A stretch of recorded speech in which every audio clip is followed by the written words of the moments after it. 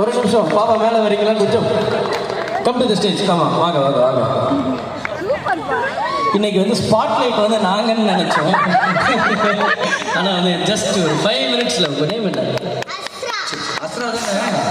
எப்போ வந்தாலும் அவங்க தான் ஸ்பாட்லைட் நம்ம இல்லை சூப்பர் அஸ்ராக்கு எல்லாரும் ஒரு பெரிய கைத்தட்டல் கொடுத்துடலாமா